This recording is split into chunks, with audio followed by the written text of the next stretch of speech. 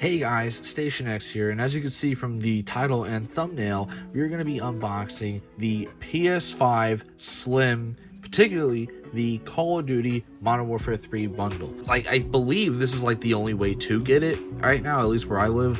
There's only the bundle versions. I do believe they have I think they have a Spider-Man one as well, but I'm not too sure on that. But as far as I know, it's only Call of Duty and only this version. That's why I have this particular version. But hey, Call of Duty is one of my biggest game franchises of all time that I really enjoy. And while I wasn't super thrilled when I saw Modern Warfare 3, it's nice to have. I actually already pre-ordered the game for Xbox, but I guess now my brother has a copy. But we're gonna take a look at the box, open this up, and we're gonna just see how this magnificent new model PS5 looks in person. So right off the bat, of course, you have a big old shot of Captain Price's face, and you have the couple of the logos. You have Activision, Sledgehammer, Infinity Ward, and Treyarch.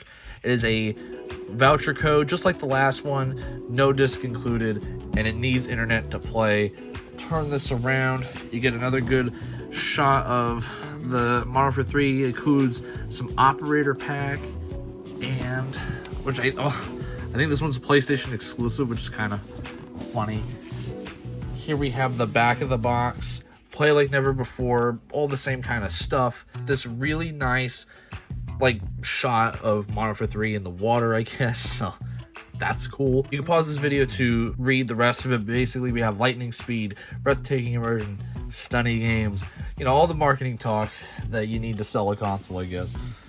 And then another really nice picture of the PS5 with Call of Duty Modern Warfare 3. On the top, really the only difference is you have the Sony with Call of Duty logo, and then you have the PS5 and the symbol logo, I guess. Now that we've taken a look at that, we're just going to open this up. Now, this is very similar packaging to the original PS5 model. There's some slight differences. Taking the stuff out, we have HDMI cable, we got the power cable, we have the controller, we have the USB-C charging cable, which this one's a little different because these are straight up USB-C to USB-C N. So no more of the regular USB, because we're gonna see why in a second. But also, you get these plastic acrylic stand pieces. And here we have, finally we gotten the Slim out of the box. Here's also the user manual, but we don't need to deal with that. Let's take this guy out of the wrapping here. And here we have the PS5 Slim. Now, as you can see here, this top half is glossy, actually, which is kind of, I don't know how to feel about it. Glossiness is always nice on camera or in trailers and stuff, but I'm not a big fan of it personally. It scratches very easily, but the rest of this bottom half is a matte finish, so it also kind of looks off a little bit when you look at it in person. Here we got this nice glossy bit here, which of course the roundness is different with this part, this shell here, this front facing shell here. It's just a different shape kind of. And then here we have the other side with the disk drive. It juts out way more than it originally did on the original model PS5. Now, as you could see here, also these kind of vents look a little different. It just looks smaller in general. I mean, it is pretty small, because I mean the PS5 original was huge. It's probably the biggest console ever, I want to say. I think there might be one or two that would be bigger than it technically, but as far as modern day, it is the biggest console of recent history. I mean, there's also, again, the differences on the front here, where we have the two USB-C ports, because they now are going with just straight up USB-C, no longer the regular USB. And here we have the power button right here. So they're not next to each other either. The disk drive eject button is on the disk drive itself. Now we got this I guess safety tape on. We'll take that off. Here is the back of it with the regular USBs on the back, the LAN port and the HDMI port, and of course you have the power port right here, the power cable port. Now, the USB, like the regular USBs being in the back kind of sucks because obviously most of your accessories, including like modern PS5 accessories, they all still use like the regular USB ports. So this being like this kind of sucks because of the fact that if you're going to use those things, they're going to be reaching around the back. So obviously this won't be an issue over time because of course companies are going to have to adapt with like specifically the PS5 having it this way. So I'm sure like headsets and things like that are all going to have USB-C connections from now on. It's going to be annoying for the time being. But yeah, that's basically it as far as physical appearances. Now, one thing I do like about the PS5 Slim, other than it is smaller, is the fact that this part right here is detachable. So that means if you bought the digital version, because this does have a digital version, this can be added on. You can purchase this part separately. Now, of course, that's going to cost you more in the long run because the digital now costs $450 instead of $400. And this piece will cost you $80, which is not very good. And something that you would have to do if going that route would be you would have to register this online. Now, I don't know exactly what the process is, but that is something that you would have to like basically register the disk drive. Now, from what I've told, that's not like that wasn't really like a Sony decision, more like they have to, but I'm not an expert in that kind of area, so that's basically all I heard about it. But you know, it is what it is with that. I bought the one that has it right off the bat because you know how I like to do things, physical only. It does allow people to have that option. Maybe they want to try out digital for a bit, and if it's not working out for them, they're not just hard locked into the system, and now they either have to trade it in for less money to like a local store or whatever, or they're kind of stuck with it, or have to purchase a whole nother $500 PS5 just to have that experience, you know? That's why I always warn people to not do the digital, but this way you're not limiting yourself. As far as taking the shell off, I don't know exactly how to do it without breaking it, so I don't want to do it here.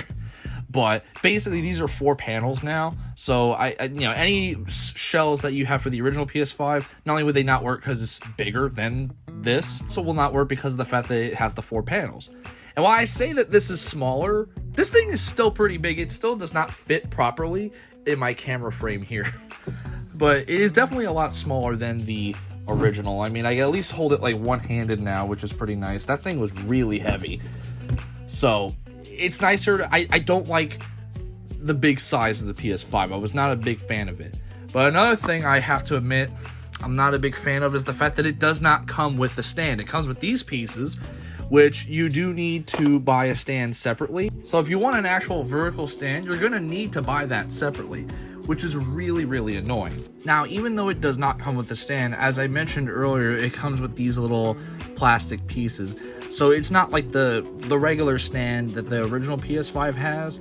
Now, with this, it's a little hard to notice at first, but on the side along here, there's a little peg hole. I don't know if the camera's picking it up very well, but there's 2 little holes that this will fit into.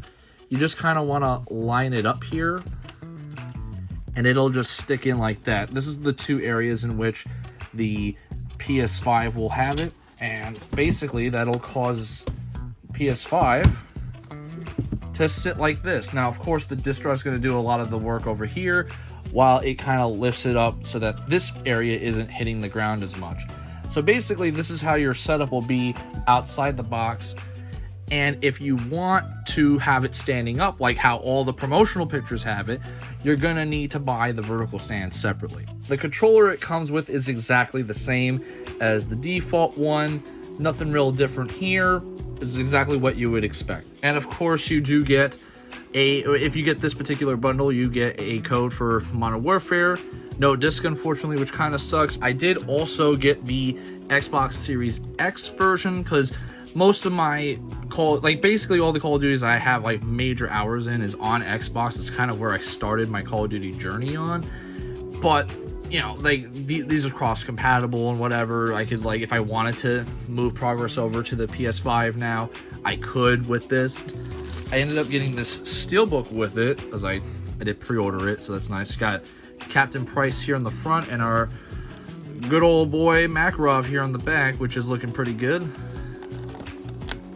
Inside of here, pretty nice. You got like his logo, Macro's logo and stuff. And Call of Duty Modern Warfare 3, basically the exact same as the Modern Warfare 2 Steelbook if you got that when Modern Warfare 2 came out. That is basically it for this unboxing of the PlayStation 5 Slim. As far as my recommendation on it, I probably would say if you already have the PS5, this is a no-go. I don't think it's worth it really. It's the exact same price as an original PS5. Now, if you're someone who's buying a PS5 for the first time and you're thinking, should I get the Slim versus the original? Well, a couple things you're going to have to keep in mind is, you know, like, this is smaller, so if you need space, this will probably be better. I probably am not going to switch over to this. This also, I forgot to mention, has a whole terabyte on it, so this has more storage space. So that's pretty neat. I mean, there really is no harm in getting this right away. Do I prefer it over the original? In some areas, yes, but this is really, I guess, I guess I could say, yeah, I would go with the Slim a little bit over the original in some areas, but, yeah, I guess ultimately it does come down to your preference. Eventually, there will be no choice because this is going to be the replacement for PS5. Like, all PS5 models are going to look like this from now on. Like, kind of like how the Xbox 360 Slim replaced the original model for very different reasons. But that'll be it for today. Let me know what you guys think about the new PS5 Slim and if you're going to be getting Call of Duty to play on it. Let me know in the comments below. And as always, if you enjoy my videos and want to support the channel even further, a like and subscribe always helps out the channel. I've been Station X, and I hope you guys have a wonderful day. Baby, you give me ice and fire. You're giving me